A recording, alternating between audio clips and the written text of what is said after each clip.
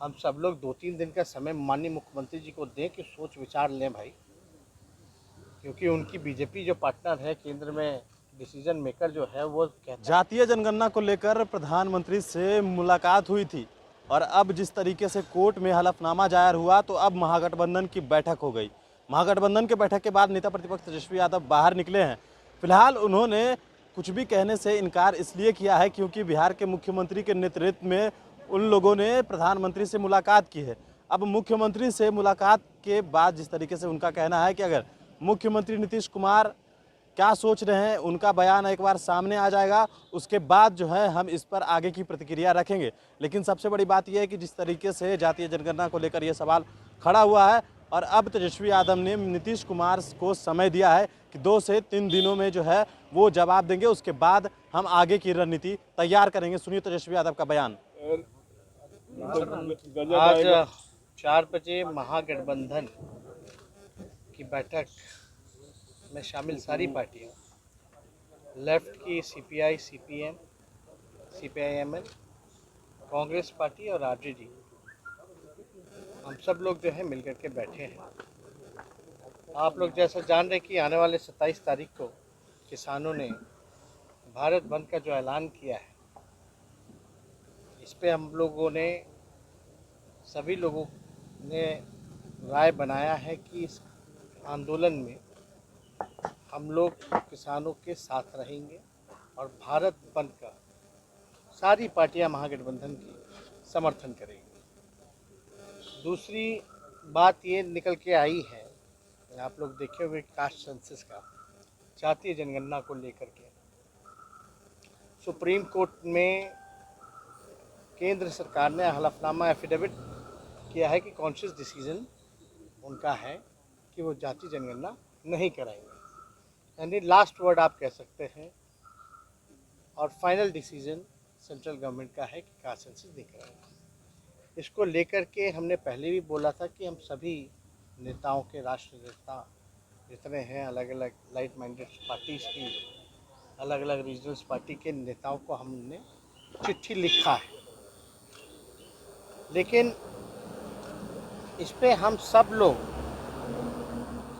महागठबंधन के साथियों ने, हम लोगों ने चर्चा की। बिहार विधानसभा से, विधान परिषद से 2 बारी जो है सर्वदलीय जो है ये पारित किया गया प्रस्ताव कि कास्ट सेंसस होना चाहिए। ये हमारा कॉन्शियस है, बिहार की जनता का कॉन्शियस है और देश भर के 80-90% लोगों का कॉन्शियस है कि वो चाहते हैं जातीय जनगणना, और ये नेशनल इंटरेस्ट में है, राष्ट्र के हित में है। सब लोगों की गिनती होती है, कोई आपत्ति नहीं होती, लेकिन भाई जो रियल पिक्चर जब तक सामने नहीं आएगा तब तक सही दिशा में काम नहीं हो सकता, कल्याण नहीं हो सकता।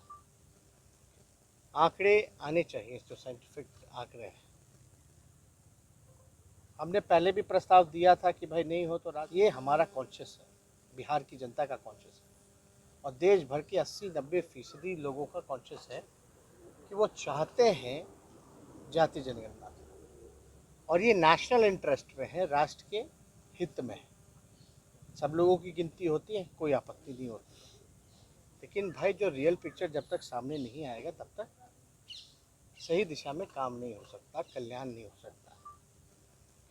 आंकड़े आने चाहिए, जो साइंटिफिक आंकड़े हैं। हमने पहले भी प्रस्ताव दिया था कि भाई नहीं हो तो राज्य सरकार जो अपने खर्चे पे कराए। अब हम इस पे कुछ हम नहीं बोलना चाहेंगे अभी, हम सब लोग 2-3 दिन का समय माननीय मुख्यमंत्री जी को दें कि सोच विचार लें भाई, क्योंकि उनकी बीजेपी जो पार्टनर है केंद्र में, डिसीजन मेकर जो है वो कहता है कि बीजेपी के लोगों ने जो है पारित किया, वो भी तो यहाँ शामिल थे। बीजेपी, बिहार की बीजेपी अलग है क्या केंद्र की बीजेपी से? तो हम लोग मुख्यमंत्री जी को देखना चाहते कि वो इसके बाद उनका क्या भूमिका रहती है, वो क्या कहते हैं, और हमको लगता है कि जल्द से जल्द इस पर मुख्यमंत्री जी का बयान जो है आना चाहिए। एक बार मुख्यमंत्री जी बोलेंगे तब हम लोग जो है अपना एक्शन प्लान, हमारा क्या राय होगा, फिर हम लोग अपनी चीज़ को जो है आप लोगों के समक्ष रखेंगे। लेकिन भाई हम लोग जानना चाहते हैं मुख्यमंत्री इस पे क्या बयान दे रहे हैं। तो इसमें और कोई तेजस्वी जी, एक महत्वपूर्ण बात संजय अग्रवाल ने कही है कि 4 लाख से ज्यादा जातियों का पता चला था पिछली बार। इतने लोगों का कॉलम भरना अरे संभव भाई, नहीं है। थोड़ा लोग पता नहीं किन, हम नहीं जान रहे किन की बात आप कर रहे हैं, कौन संजय है, अग्रवाल। उनको थोड़ा कब पता चला था। मंडल कमीशन हुआ था, उस रिपोर्ट में ना पता चला कि भाई कितनी जातियां हैं। और इसमें सबका थोड़ी ना कॉलम में, मतलब कि सब इतना लंबा कॉलम को बनाना थोड़ी ना हो। तो आप क्या हैं, हम क्या हैं, वो तो एक ही चीज़ ना लिखा जाएगा भाई। और इसमें अलग से तो खर्चा है नहीं, ऑलरेडी जो है SC ST का और अलग अलग रिलीजन का काउंटिंग होता ही है, सेंसस होता है। उसमें एक कॉलम खाली ना जुड़ेगा कि कास्ट क्या है। अब आप बताइए, जाति प्रमाण पत्र बनता है तो उसमें क्या 30,000 लिखा जाता है क्या? मतलब ये कौन सी लॉजिक ये दे रहे हैं भाई। ये तो बीजेपी के लोग ही काबिल हैं इसके लिए।